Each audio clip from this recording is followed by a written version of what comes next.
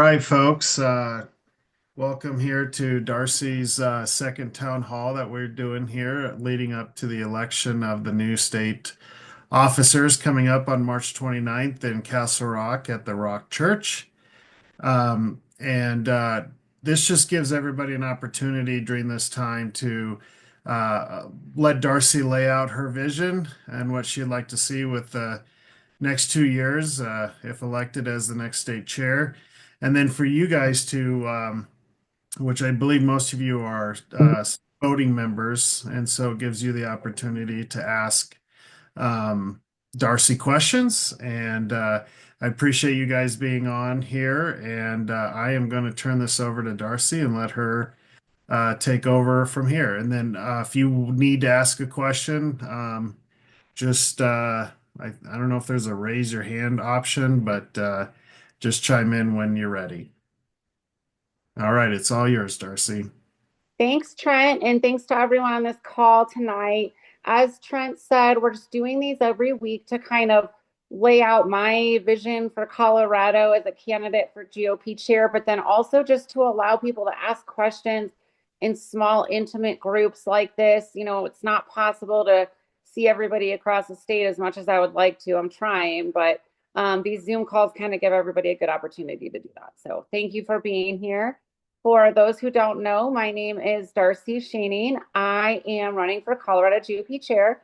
I'm currently the Director of Special Initiatives. So I write local policies for school boards, county commissions, city councils to protect them from polis and the overreaching woke legislature. So for the last several years, I have been really focused on education and children. I believe that children are our most important resource, our most important asset. They're truly innocent. I have a 9-year-old and a 10-year-old myself. And that's why I do what I do, because I want to leave Colorado better for my children than the way that I found it. So I decided to go ahead and launch my candidacy for Colorado GOP chair because I've been doing the work for the last several years. I care about Colorado. I truly love our children, and I've been leading with conviction through my own values. Now I'm really just ready to kick that up to the next notch. And with your guys' help, I'm ready to amplify the hard work that I've been doing across the state with the help of a lot of donors and activists. So, um, the three biggest issues for me for the Colorado GOP: infrastructure, data. We've got to start creating processes and solutions that we can continue from one administration to the next. I noticed as I was leading the candidate initiative in this last cycle, I was responsible for candidate outreach, for getting candidates the list that they needed, for I decided to go ahead and do weekly Zoom calls for all the candidates so that we could strategize every week. And it was then that I really realized how bad our infrastructure truly is. It is nothing compared to the Democrats. I've seen the data that the Democrats have. They've shown it to me on calls where we've been working on bipartisan issues, and we have got to have on point data if we're going to turn Colorado red again. So I'm working on creating policies and processes to strengthen our ability to get candidates elected and to fundraise. For fundraising, we have created the Build Our Benches initiative, otherwise known as BOB. And what we've been doing is recruiting really good candidates for school boards in 2026, using that information to show to the donors. And we now have over $180,000 in pledges from donors across the state of Colorado. Those funds will be used to fund candidates and really to just create a really robust outreach for school board candidates in 2025. I hear people talking all across the state about 2026, winning the elections, taking back the governor's office, but we don't hear a lot about 2026. And you guys, the people that affect our children the most, our school board leaders, they affect our children more than Governor Polis. I can assure you that much. So we have to stay vigilant as far as education goes. And we're going to really use that BOB initiative to show the donors, hey, look what it looks like when we create a solid infrastructure and we have solid processes across the state of Colorado. We're all working together. The donors have confidence. we're going to launch that into even bigger donations, whether through our large donors or through the smaller donors across the state, so that we can propel into 2026 to take back more seats and to advance our initiative, whether through the ballot or whether we're talking about just electing good conservatives down ballot. So I will be heavily focused on those issues, and then especially focused on what's going on inside of our schools. It's not enough just to get conservative candidates elected anymore, unfortunately. We've got liberal school boards across the state of Colorado that are just doing gross, hideous things. Durango just voted a couple weeks ago to sanction the trans flag and the BLM flag as government sanctioned speech. I was out there for that. Then this week, they went ahead and voted to make it acceptable, make it legal for teachers to discuss their trans and non-binary and all their weird sexualities with students. So that's the level that they're taking this to out on the Western Slope. Over the last year, we've had so many incidents, and I guess I would almost say I've kind of worked to just go across the state and triage those issues and deal with those problems that nobody wanted to deal with. We had a transgender individual 50 years old by the name of Miss Sparkles at Grand Peak Academy in Colorado Springs. Nobody wanted to do anything about it. It's state law. It's state law. Well, I got in there, pressured the board, put a ton of social media attention on it, staged a protest, had all kinds of people call, basically made it uncomfortable for Ms. Sparkles to do his job of being around 8 and 9-year-old girls. He was actually using the little girl's restroom, and that's how we found out about it. They complained to their parents, and their parents came to me. So it's really important that we stand for our children, because if we don't, if we turn our backs for 1 second, that's the kind of stuff that's going to go on. It's the trans porn in the schools. It's the grown adults using little kids' bathrooms, telling kids they can be any gender they want. And I'm just not going to allow it to happen. So, over the last several years, I've been working this and doing this in a blue state. And I've told people it's been nice if we just had a little win here and there. Christy Davis from Moms for Liberty and I, there are so many nights, just probably hundreds of nights, where we would get on the phone and say, well, we didn't win today, but maybe tomorrow we'll make some progress with this board or that board. And now it's a whole new era, and that's why I'm excited to lead as chair in this new Trump era for the Colorado GOP.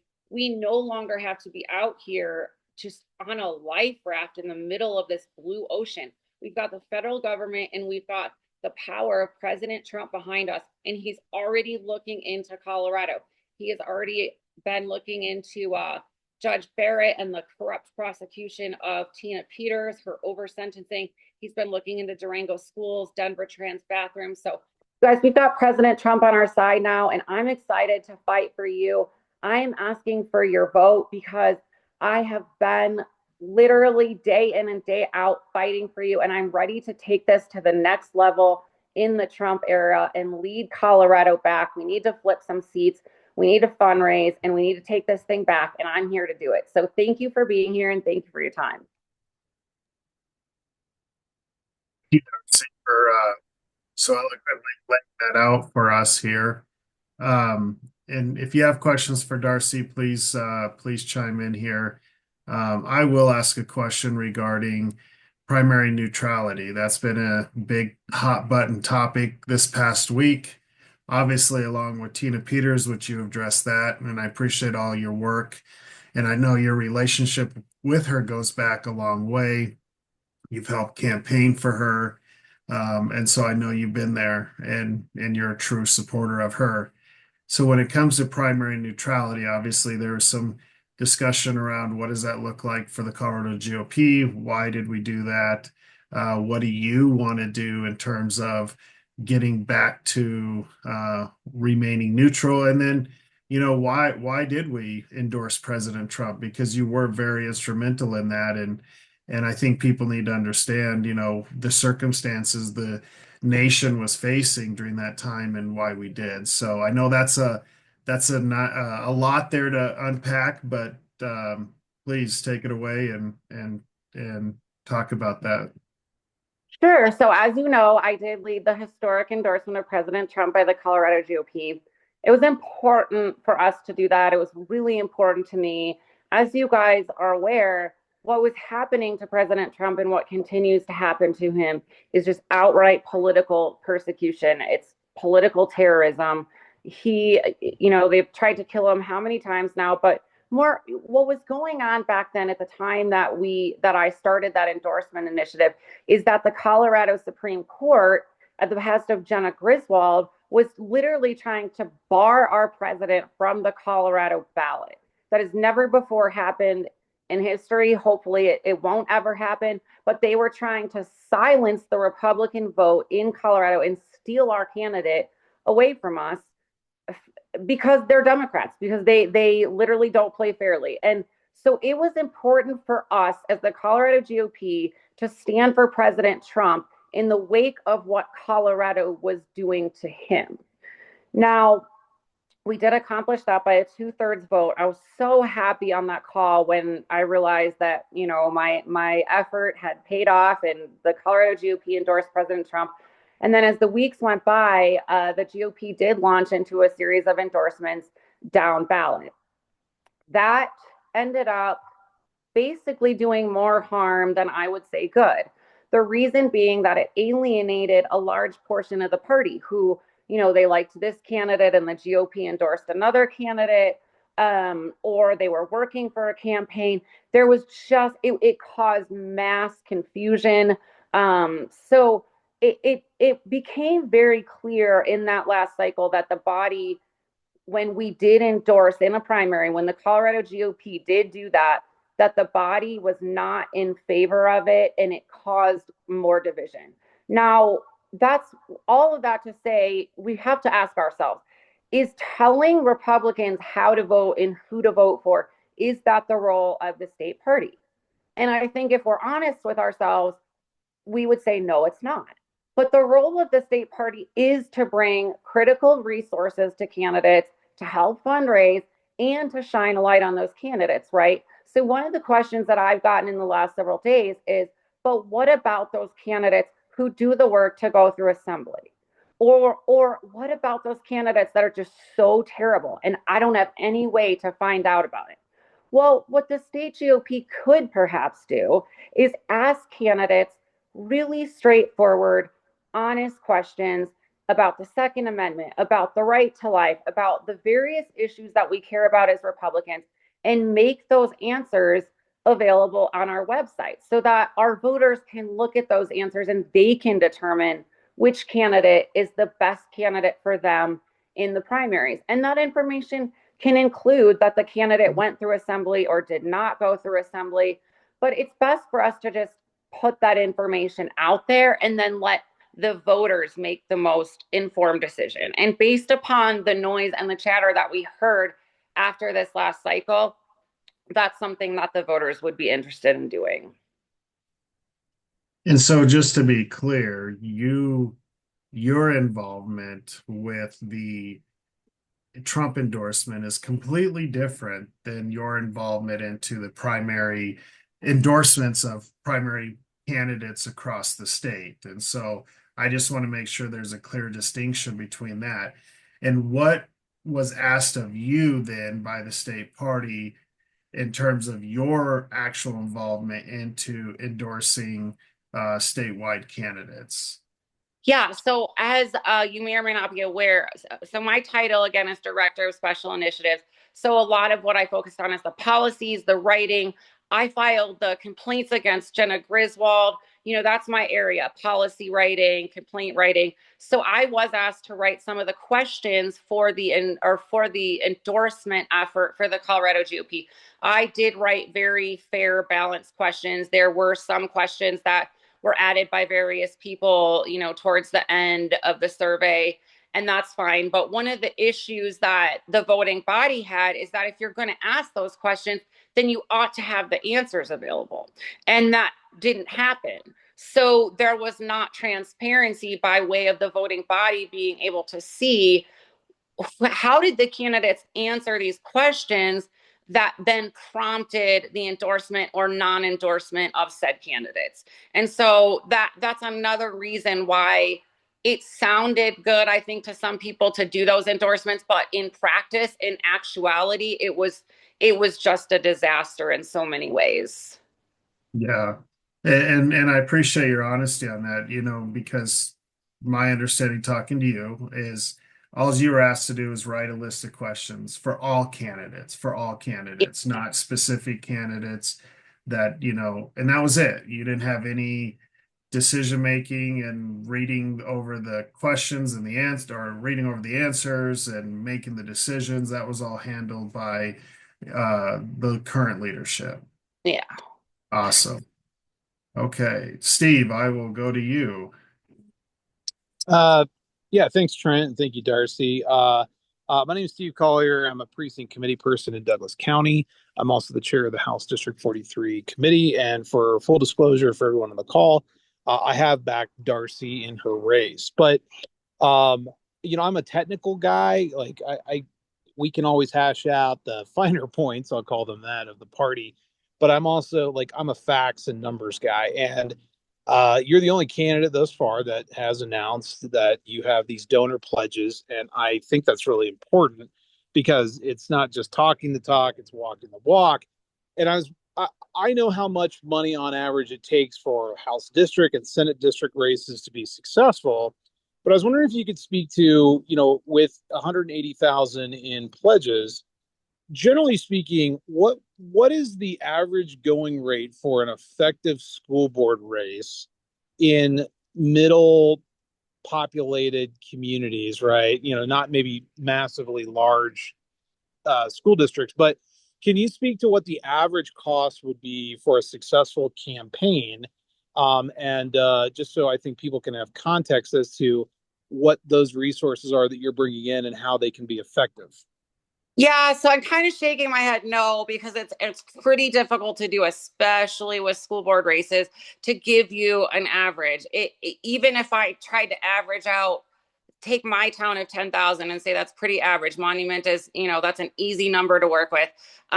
There's been cycles where the winning candidates spent nothing. And then there's been cycles where they needed $20,000 to $30,000 to win their races. So, on average, I don't know how to quantify that at the moment, but most races, if you're looking at a town of 10,000 people, you're going to need at least $10,000. And I like to kind of use that as whether you're talking about city council, county, whatever, use that that's the lower end. If you multiply that by 3, 4, 5, you're getting closer. But again, there's really no way to quantify that. But to answer your question even further, it's not the sole responsibility of the GOP, as we know, to fund the candidate races. So it is my hope that these candidates are out there fundraising for themselves too. So if a candidate needs $50,000 to really make a dent in their school district, that's not to say that it all has to come from the state GOP and the county GOP. Most of it shouldn't. The funding that we're raising for these candidates, it's going to be for those critical candidates in those races that we can flip, or those seats that we really need to hold on to that are at risk.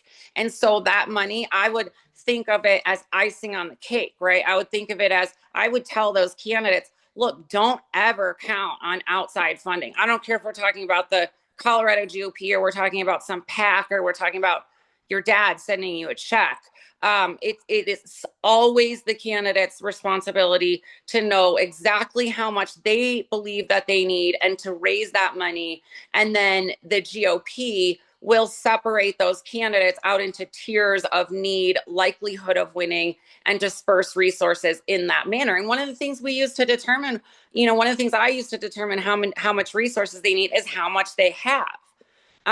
If a candidate has, just needs a couple $1,000s, well, to get them over the finish line, that's usually a really easy request, right? But if you've got a candidate that entered in one of these critical races and they're not fundraising at all, then we've got a whole nother issue.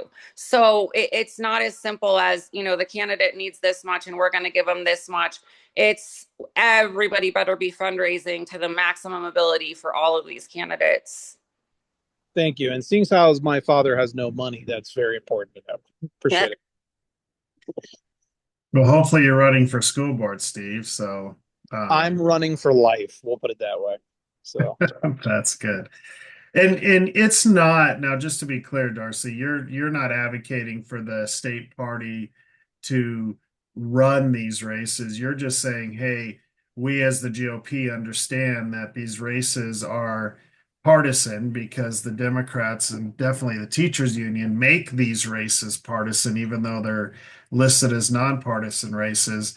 But just to go in and help the school board communities find candidates and help fundraise and just be another arm that they can pull on for help. Yeah, exactly. We just want to be an extra resource and bring anything to the table that we possibly can. We never want to run the candidates' races or usurp their message or, dilute their platforms in any way. Awesome. And so I know you brought up tech and data, and I know Steve's very passionate in that area.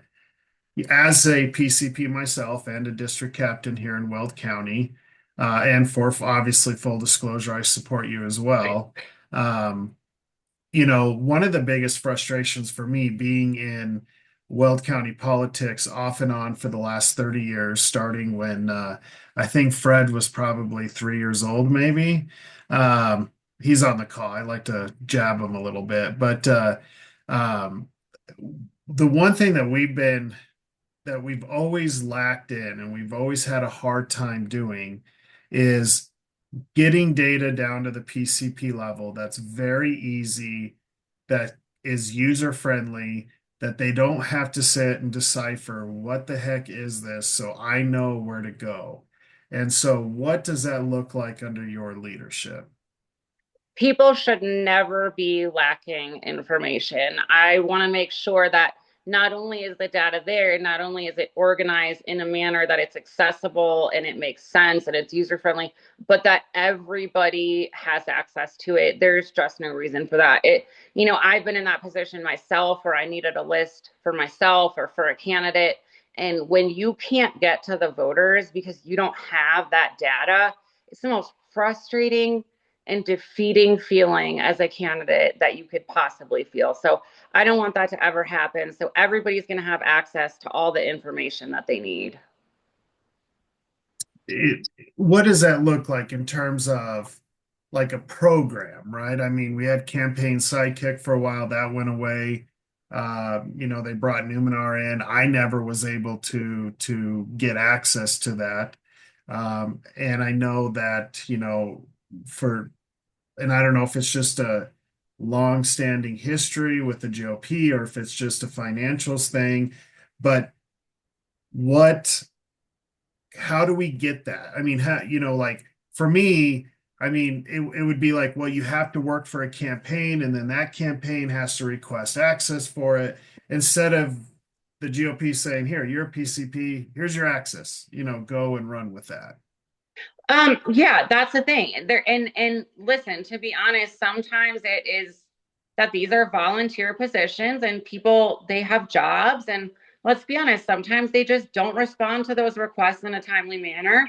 Sometimes there's personality issues, sometimes there's competitor issues where people inside the GOP aren't getting lists out because they want another candidate to win. There's all kinds of issues that affect this data and these lists. So here's the thing, if you're a precinct leader and you've signed an NDA, then we owe it to you that you have your own access. And we can track by and large which voters you're looking at. So if you're a Republican activist, Republican precinct leader, we have no reason to withhold that data from you. And if we're withholding that data from you, then I don't know what we're doing as an organization. So PCPs are going to have their own access as they always should. Any system that we have that we build out, you guys are going to have access to, everybody.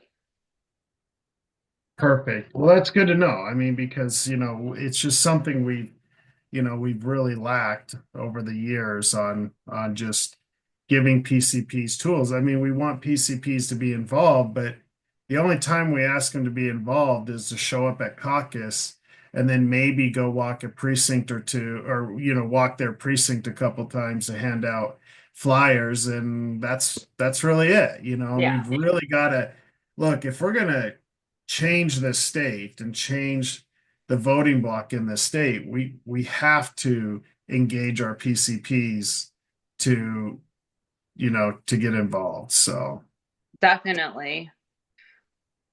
We have to make people excited to be involved again. I mean, we have to value their opinions and we have to do new things. And, I love the Saturday morning breakfast and the muffins and all the things, but we've got to do bigger things than that. We've got to involve every economic subset of Republicans, price points of events that are $10 to $500.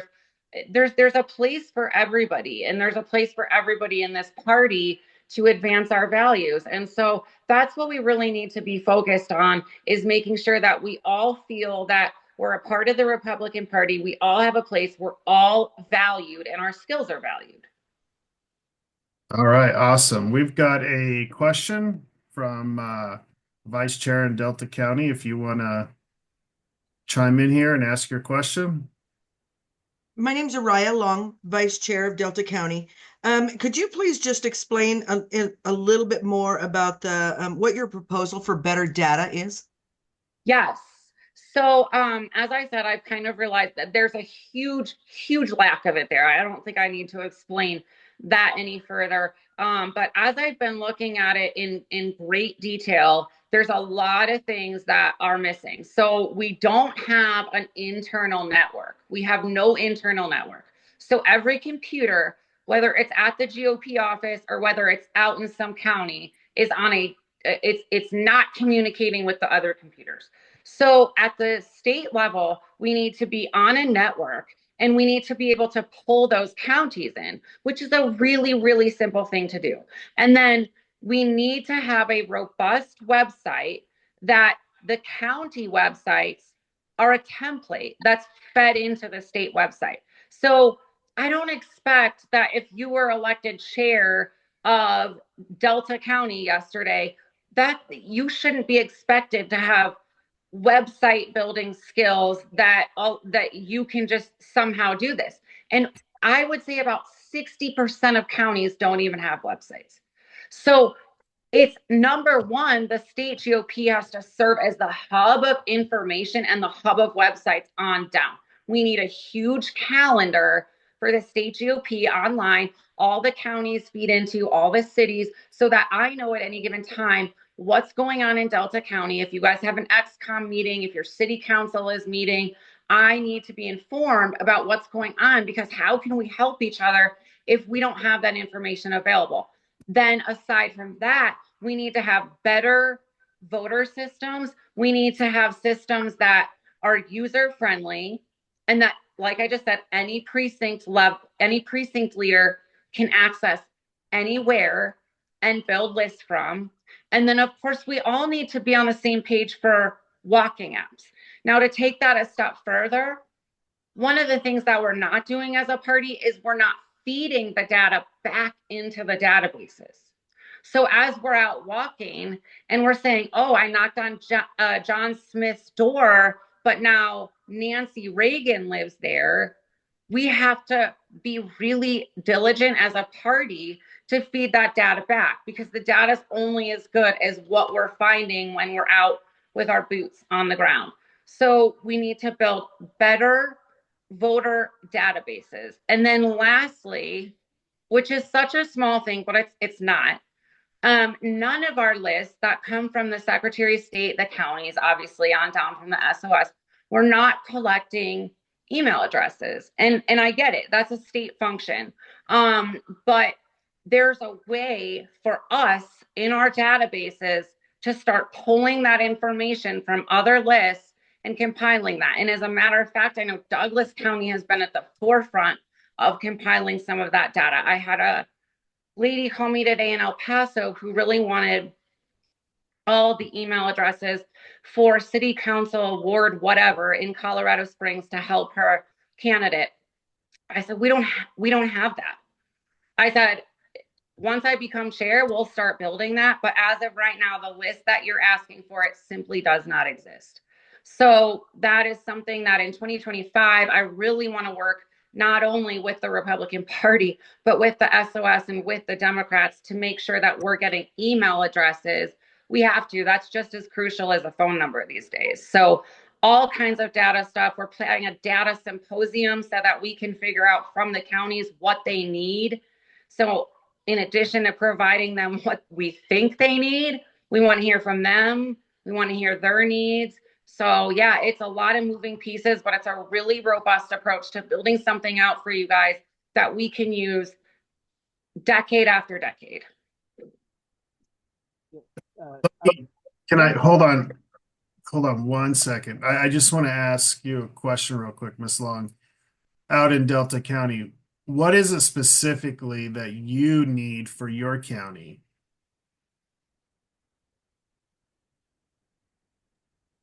At this point, I'm pretty much just getting started, but I want to just know the ins and outs of where we start and then move forward from there. I know that we've got our internal information. It's just a matter of where it's going and if it goes out and does more information come in. I mean, I'm just getting started, so I'm not real sure yet. Are you newly elected then for your role? Yeah. Yes. Okay. Yeah. Could you put your phone number in the chat and then I'll call you tomorrow to get better details, especially since you're newly elected, because that's what I'm talking about is we need to know from people like, especially somebody like you, when you are walking in there, like, what are you feeling? What are you needing? What's missing? Okay. Thank you. Thank you. All right, Steve, you got your hand up? I just wanted to add to that because data is and I know I've ranted, that's probably a good word, to Darcy about this before, is like, so I want to give folks a great example. For those that are familiar with CRMs, client resource management systems, think like Salesforce, or that. In Douglas, we've got about 93,000 registered Republicans. And we routinely get probably one or two, I'd say on average, maybe one a day of people who just email the party saying I'd like that go through the county party's website to indicate they want to volunteer. And I've always been Yeah. of, man, if I had a CRM system where I could put this person's information, down to little stuff like they're female, maybe where they live, like in Highlands Ranch, maybe they indicate their job is they're a nurse practitioner or something like that. If I had that kind of data, and then we get a request from like a county commissioner going, hey, we have this available board on the health board. This is actually a real story. We have a vacancy on our county health board, and we want to find a solid conservative with a medical background to fill that. Yeah. Well, I could go right to my CRM and go, okay, what do I got? And then I can run a report, and then it's like, oh wow, I have three people that one's in medical sales, one is a nurse practitioner, maybe one's a doctor. Yeah. So right then and there, I don't have to like call around and going, hey, do you know anyone like this? Do you know anyone like this? We already have that. And so it would just allow us to do our job smarter and more efficient. Thank you. I totally agree. I mean, there's so much that we could be doing. I mean, even like those times where we're looking for candidates, where it seems like the candidates aren't forthcoming.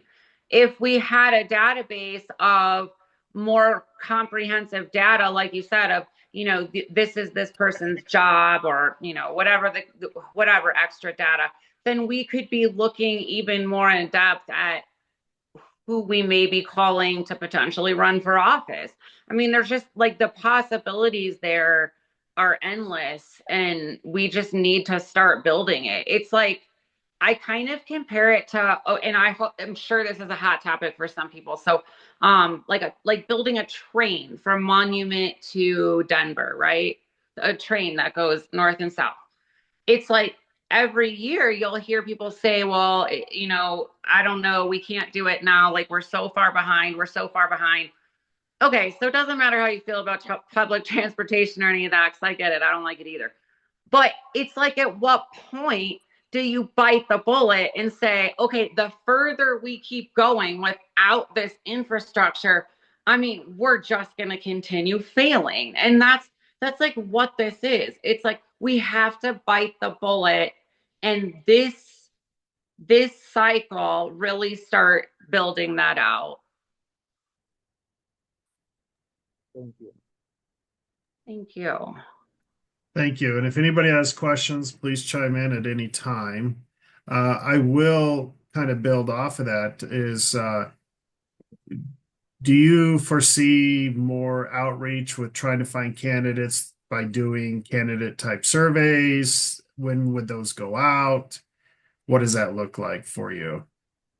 Well, actually, my campaign is about to put out a candidate outreach survey, and it's just a really initial outreach of, what district do you live in? What office might you be interested in running for? What questions do you have? Just very basic questions, and trying to identify those potential candidates early on. And then what we'll do is those will be dumped into a database.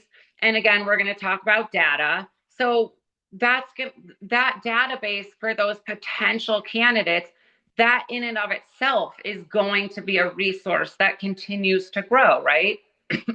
Year after year, because maybe this person didn't decide to run, or maybe they ran and they lost.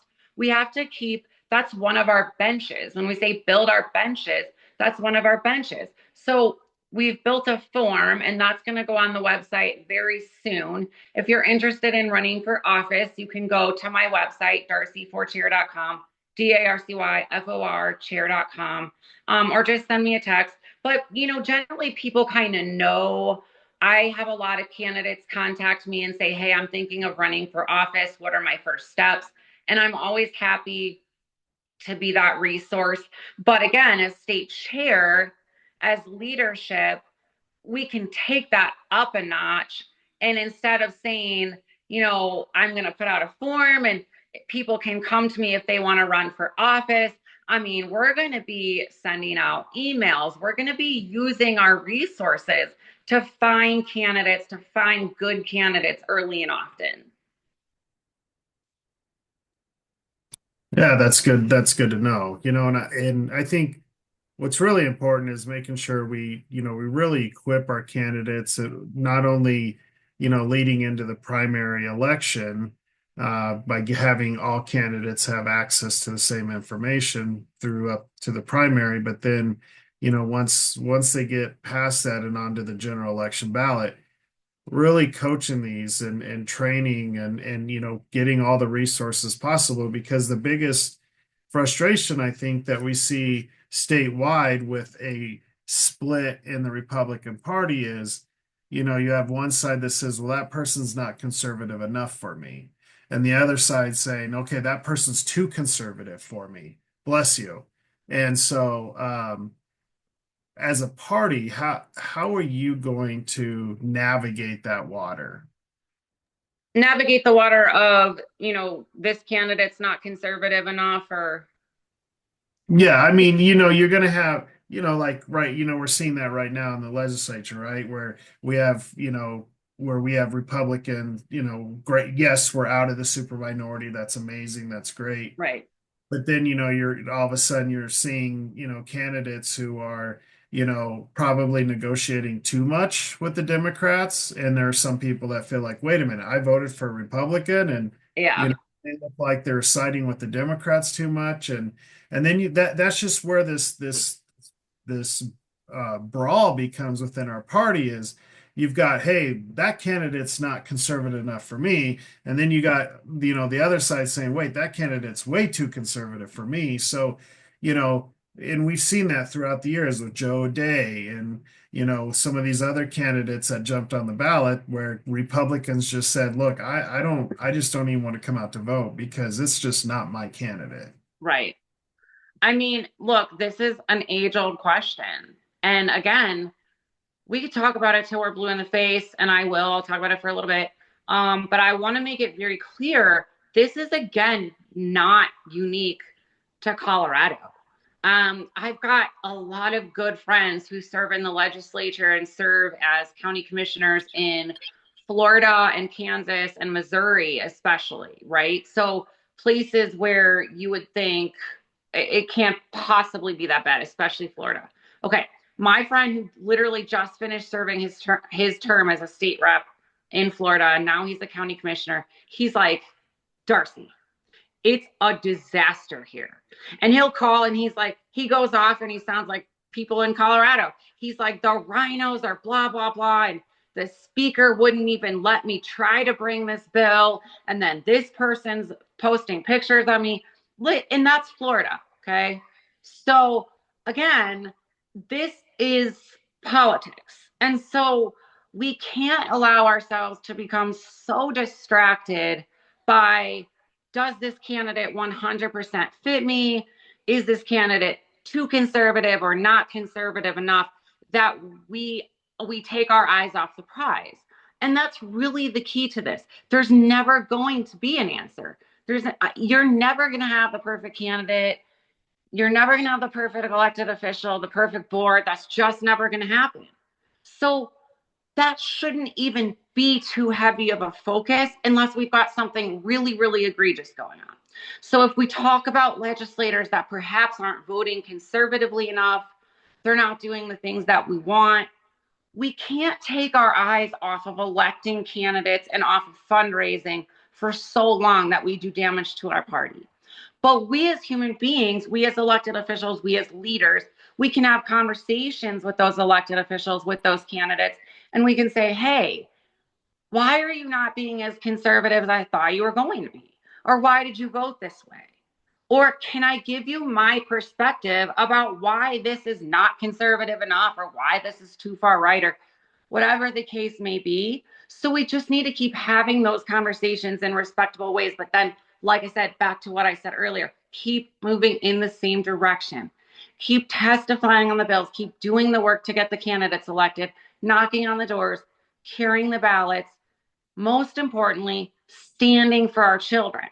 So while we're fundraising, while we're doing all the things, while we're out knocking on doors and going to Lincoln Day dinners, at the end of the day, what are we doing this for? If you and I just died when we're 90 and that was it, then I don't know that we'd be doing this, right? We want to leave Colorado and leave our country in a place where our children are safe and they live in the republic that we grew up with. They live in America, the greatest country that there is and that there ever will be. So we have to continue to fight for the things that matter. And when we're not all on the same page, it's just about education and getting on the same page by working in the same direction. That's the best that we can do. Oh, great. I appreciate that. And Leslie Parker, I did get your stuff wrote down here. Um, do you want me to, I can unmute you if you want to ask a question. Let me get you unmuted. Maybe. For some reason, it's not letting me unmute you.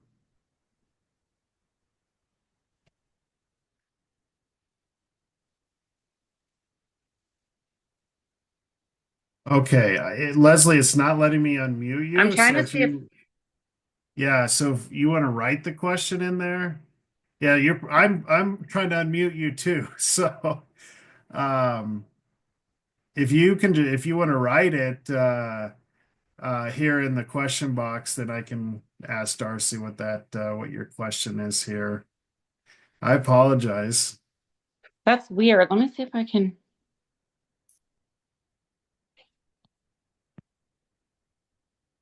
Weird. Her question is, why is the mute button broken? Good uh, question. Good question, Leslie. you have to Oh, ask. oh, don't take credit for my question. So, um, you gotta laugh, folks. You gotta laugh. At least it's better than not sending out, like last week, sending out the wrong Zoom link to everybody. So that was my fault. It's okay. Yeah, Well, that's I weird. I did I did she did leave her phone number here, so Leslie, you can type it in here. I'm gonna go ahead and move on to a different question, then we can come back to yours. But she did leave her number here in the chat for you to call her tomorrow. Um, Okay. she is the Delta County chair. So we have the vice chair and the chair of Delta County on tonight. So thank you guys for Thank joining. you. Um, One of the big questions that get asked a lot around is around outreach to the Hispanic community. That's a huge voting bloc in Colorado. And, we've seen Republicans time after time after time, especially those in higher power within the RNC at the state level, as well as at the national level, to where they just don't understand how to get out the vote and reach the Hispanic population. We saw that in 2022 when the RNC came in and they said, "Hey, we want to put a Hispanic outreach center in the new CD8 because it weighs heavy in Hispanic votes." And where do they put it? Right next to Topgolf in Thornton, 30 miles from the nearest Hispanic community. So, what is your approach and your direction going to be to really get out and do it? We hear it all the time. It's like a broken record. I say that's just kind of like the word unity, but I just want to know what your direction is and what you're going to do in terms of really getting out and getting the Hispanic vote. What groups are you going to kind of coalesce? Who are you going to reach out to? Because I think it's going to make or break this next election. Yeah, it definitely is. The Hispanic vote, the Black vote. I mean, we have to be really diligent in the Hispanic community. And one of the things that I've been telling people is, it's not enough to go out into the community and say we're doing Hispanic outreach, or we have an event and there's Mexican food, or we have an office and it's called the Hispanic Outreach Office. Come see us. Like, I don't even know that doesn't make any sense to me. So we need to be going to the places where the people are at, which a lot of times we do. A lot of the counties are really good at this. A lot of the organizations are. It's the parades, it's the fairgrounds, it's huge events in your counties. I mean, every county has their big events. Palisades got their peach thing. It's all those things. But, to take it a step further, it's the Democrats are going into the high schools. We never do that. We need to be recruiting young Republicans from the high schools. We have a really interesting situation with the high school kids right now. I'm not sure how many of you guys know, but it's really evident that what they've been pushing in the schools has pushed the current high school kids to be more heavily religious than I would say like my brother's generation. He's 30. Um, this this high school generation now, there's a lot of them in the churches every Sunday. Like, just go to some of the big churches on Sunday. You'll see hundreds of them. And we need to be in those churches. And the churches, by and large, usually welcome us in. But we have to be at all the places, and all the places that the Democrats are, as Yuli just said in the chat. Basically just copy them. But I don't know. I don't think they go to churches. But everywhere, we have to have, yeah, a Latino caucus. We have to have, I serve on the board of the Colorado Hispanic Republicans. But when we meet these voters where they're at, the messaging is important. So we can't just be talking about abortion and talking about Second Amendment rights. Those aren't everyday issues. And even the everyday issues, the dinner table issues, lower taxes, the price of gas, all of those things that affect families. It's not enough just to talk about them. We have to show the Hispanic community what Republican communities truly look like and why they're better than Democrat communities. And that's very simple. And it's a matter of, look, our communities are safer. Monument, Castle Rock, they're safer than Denver. They're cleaner. Our schools are better. Basically everything is better. Denver's a disaster. I mean, by and large, Aurora's a disaster, but that's a whole different story. So we have to demonstrate what it means to be a Republican. And so the message that we have to show the Hispanic community is, look, being a Republican means family. It means traditional conservative values. It means standing for the police, safer streets, good schools. It means being a part of the greatest country. It's literally just a return to traditional values. And that's who Donald Trump is. I mean, we're going into that era right now, and we need to continue to send out that message time and time again. And if we do that, we won't lose. And so, like I said, we've got to be going into all those places and doing all those things. But look, like, this is another thing, and a lot of people don't want to talk about it. It's an uncomfortable thing to talk about.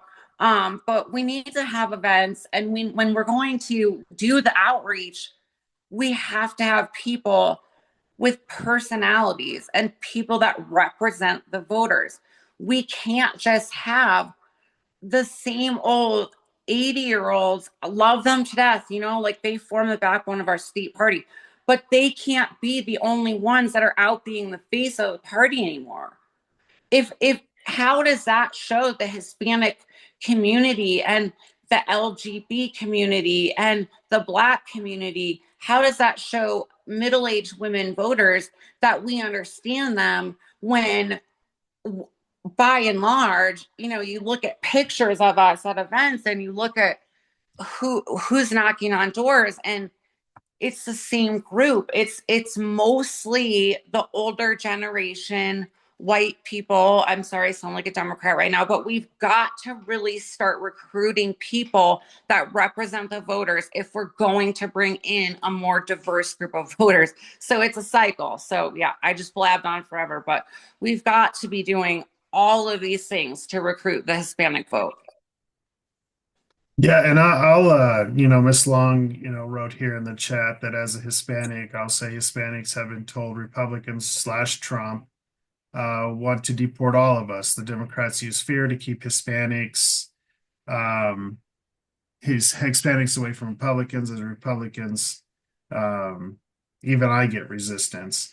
And I will say there's some truth behind that because I went to an event at the quote unquote Hispanic Outreach Center in 2022 when there were I don't even know who they were. They were all dressed in blue. They're like church type people, I guess. They go to different countries or communities or something. But anyways, when I asked the lady sitting across from me, like, hey, we all agree on the same things. I mean, you're very family oriented. You're very traditional. Yeah. You believe in life.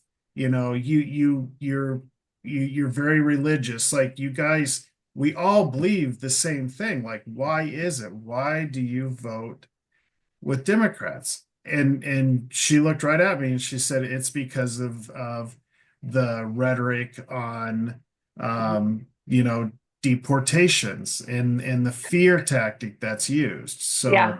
I will echo that based on a conversation I had with a lady there at the Hispanic Outreach Center there in 2022. So No, yeah. I totally agree with that. So let's see.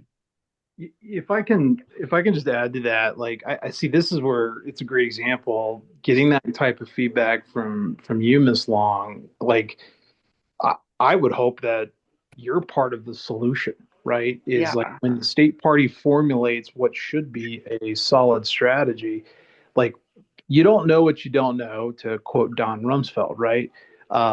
And so it's getting this collective feedback from every corner of our state is the only way we're going to formulate a winning approach, a winning message to make any of those inroads. So I hopefully you're part of that solution. I hope that Darcy does win, but even if she doesn't, like this problem doesn't go away.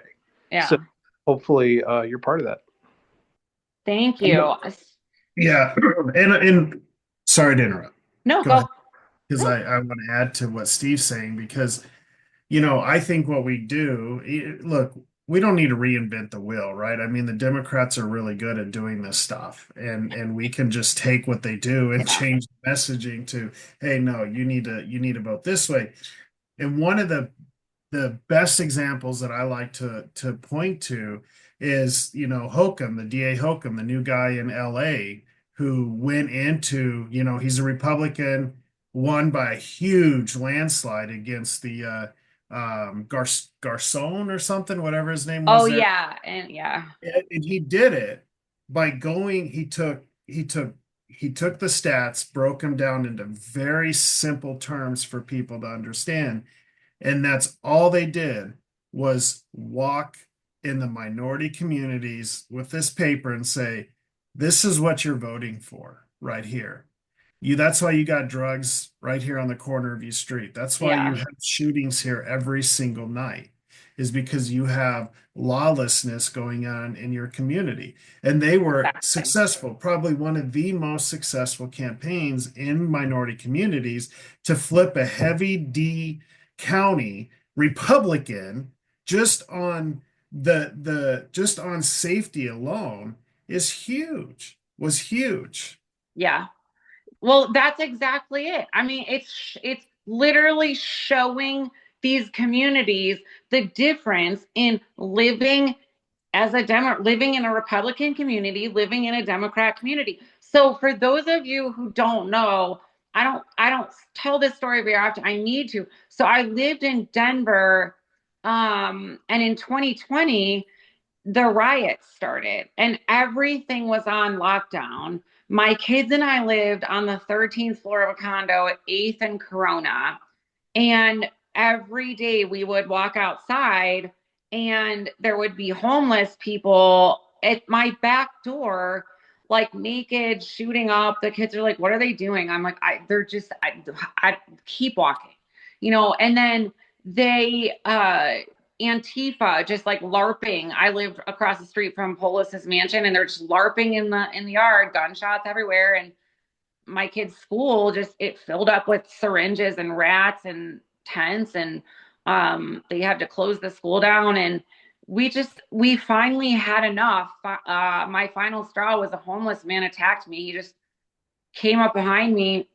I was walking to the King Supers and he just started punching me. It was a nightmare. Anyways, so I tell people, you know what? We left Denver because that city, the elected officials in that city, the Democrats, they care more about policies and how those policies read on paper than they do about people, than they do about my children who were literally at risk all the time, everywhere we went. I mean, we were walking across used condoms, syringes. And so if you go into a community like that as Republicans, with walkers and with callers and with events and with fun things and smiling faces, and you say, look, like, is this your idea of a well-run city? You're paying taxes for this. This is not how America is supposed to be run. This is not how Colorado is supposed to be run. I think it's a really simple message, as you said, Trent.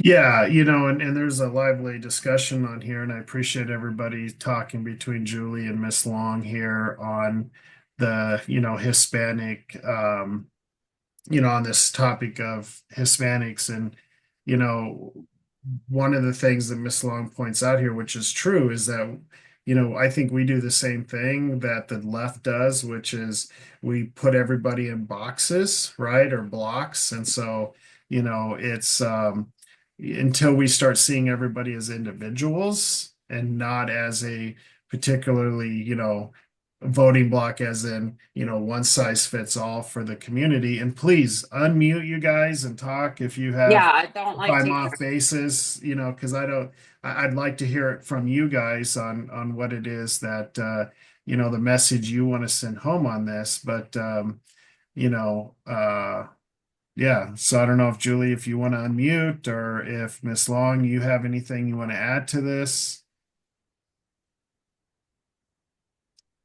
Okay, you well, just want to chat.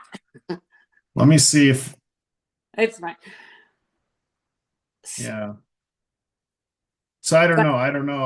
I'm having a hard time keeping up with all the chats. I just would, if you guys have things to add, please unmute and I join. am trying to mute it right now. Oh, Sorry. okay.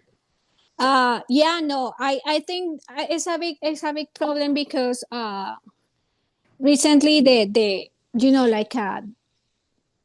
the culture of the Hispanic right now is like a Hispanic and Latino.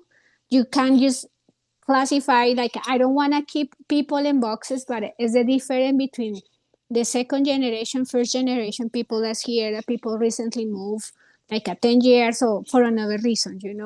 So I think the problem with the Republican Party is we are not investing in a rich, and I have been like a very spoken about that, because what I see is the Democrats, they have a bunch of resources always for putting in a reach, and that is what I say, just copying what the Democrats does. The website, if you go and see to the website, they have these Castro Latinos, they have all these handbooks, they are very attractive to bring people in, and they are trying to welcome everyone in those like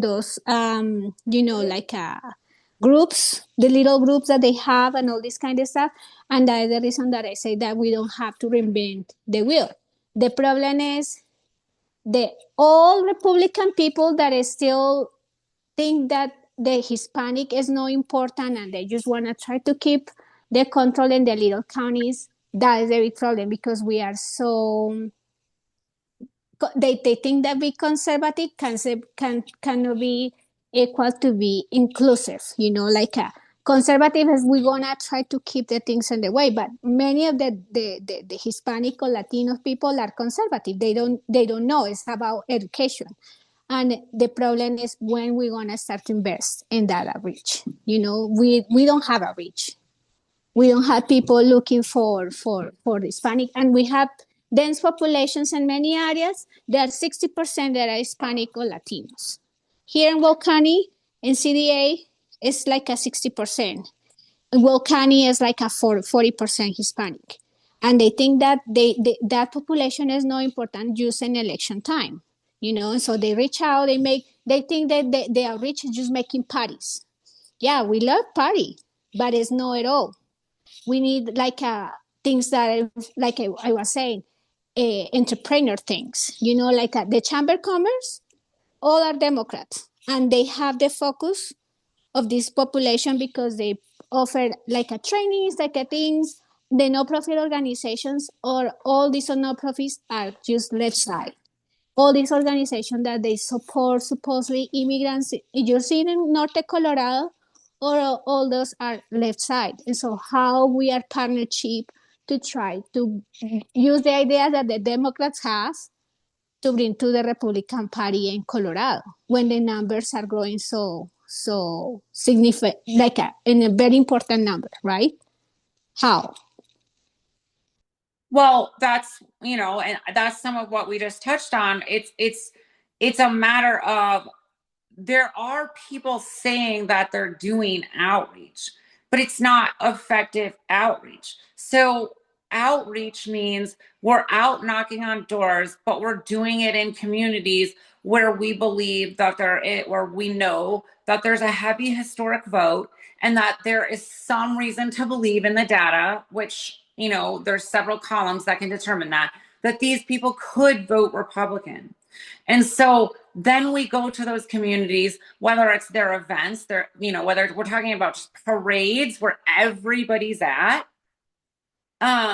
and it looks like outreach where our message, again, we're talking about communities. When we're knocking on doors, we're talking about communities, we're talking about the things that matter, you know, the decay of Denver, that the crime in South Colorado Springs, or whatever community we're talking about, and what it means to be a Republican. So there's no reason that we can't be out connecting with Hispanic voters, and that's what I plan to do, and to invest some resources to do so, because that, I don't believe, will be an all volunteer effort. While we can definitely seek the help of Colorado Hispanic Republicans and Hispanic volunteers that we have and all of those things, I do think that the Hispanic community is an area that the Colorado GOP is going to have to spend some money in.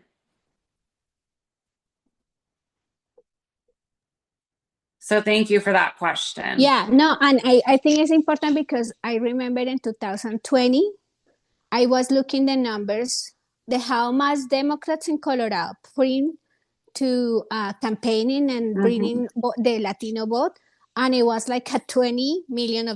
20 million. How much is put in there? Or like a zero. You know, Zero. exactly. It's the difference between what, and then we are still thinking why we are not doing the same. Well, You know? I mean, we are, they're way, way, way ahead of us because we're in a totally blue state. We don't have $20 million.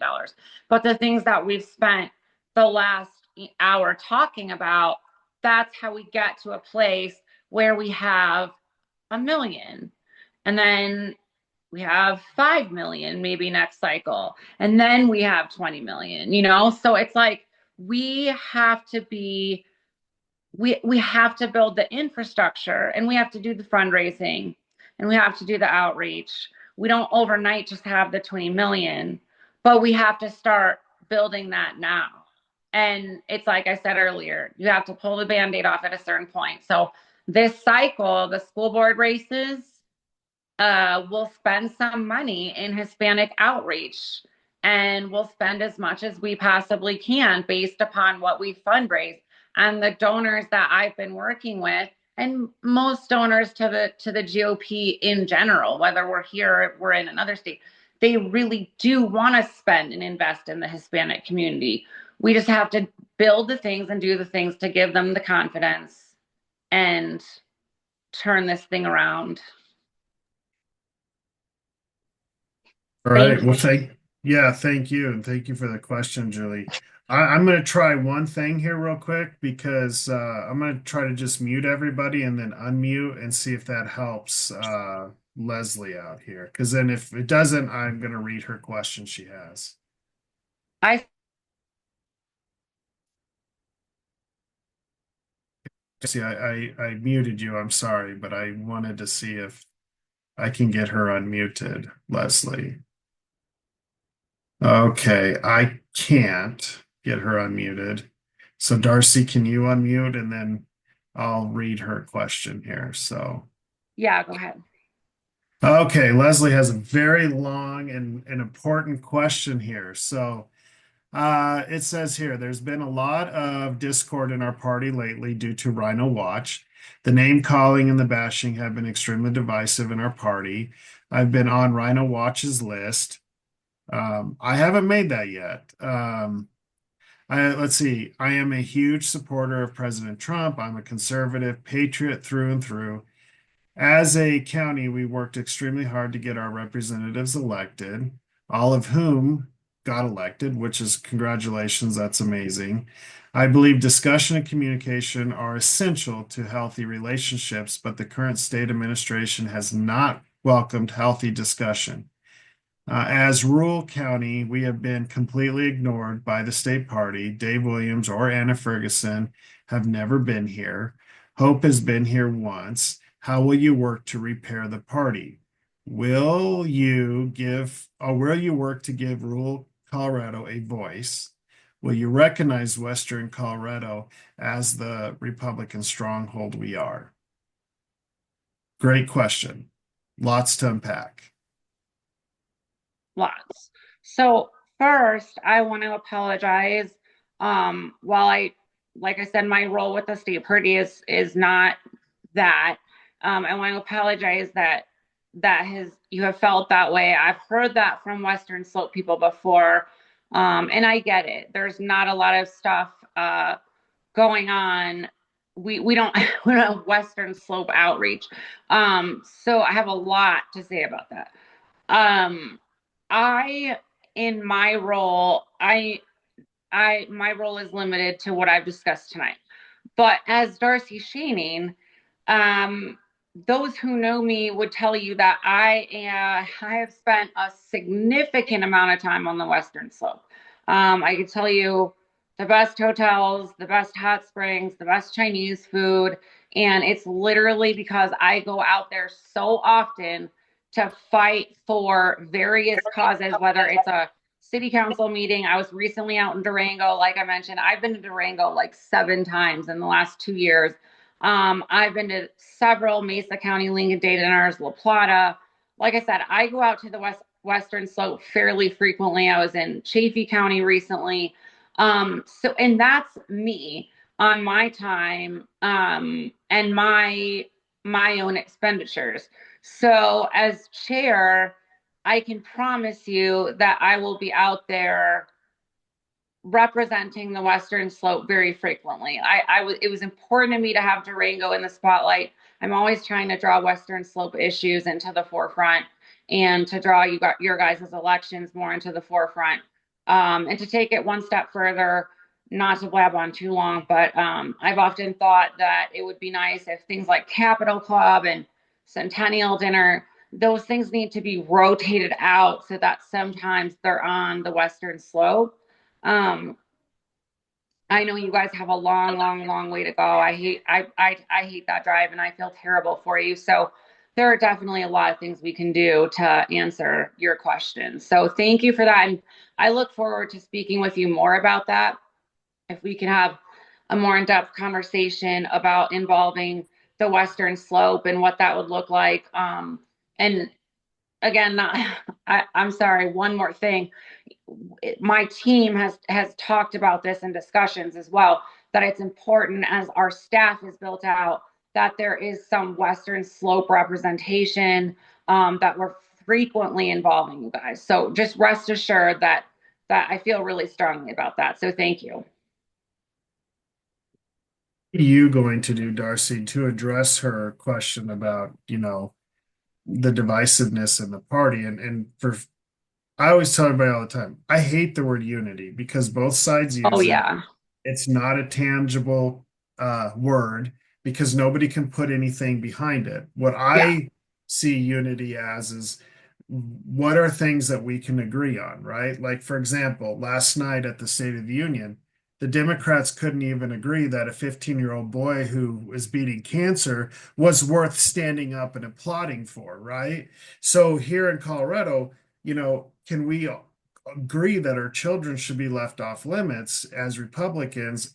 It doesn't matter if you are, more of a establishment type Republican or what people would call rhinos or a America First Trump type person, but there should be common things that we should be able to agree on to say it doesn't matter what side of the Republican Party you're on. Let's just agree on these things and move forward to accomplish what it is we want to accomplish with what we agree on. Exactly. And you hit the nail on the head. The number one thing is our children, because as I said earlier, if we're not fighting for them, I don't really know what we're doing. So we do all of this because we want to ensure that future generations have the country that we grew up in. They have freedoms and they have rights and they have prosperity. And that's why we do this. So we have to agree that those are our goals: family, freedom, our rights. Those are the things that we're fighting for at the end of the day. And we can't get bogged down in personalities and, little differences. We're a party of conservative values. So it doesn't matter who we like or who we don't like. And that's what that's what I want to continue reminding Republicans about at the end of the day. The reason we exist is our long-standing values, our loyalty to those values and to the party. It's not about personality. Personalities come and go, but our values are forever. So as long as we are fighting for those things, then we have unity. And while we may have disagreements, like I addressed earlier, or I might have to pull two people into a room, or various things happen, we have the elusive unity that people like to talk about when we're fighting for the same things, when we're testifying on bills, when we're moving in the same direction. That's the best it's going to get. And I, as chair, as leader, will bring that to the Colorado GOP. As people saw recently in Washington, D.C., at that cocktail hour, I organized that, and it quickly went from like 70 people to 300 people, and it was both sides of the party. I mean, it was like George Brockler standing next to that Ian Rankin, election expert guy, and everybody had fun. Everybody was there in the best spirit, because that's what it was about, was coming together for President Trump's inauguration, coming together as a Republican Party, because we want to win and we're going to continue winning. And as your next Colorado GOP chair, I will ensure that our wins in 2025 and 2026 will lead us into further generations, and we will take Colorado back. Yeah, and look, we're never going to unify or even try to unify or even try to come together if people don't put their personal animosity and hatred towards other people aside for the betterment of the party. They just won't. So, Yeah. let me just read this one last thing here.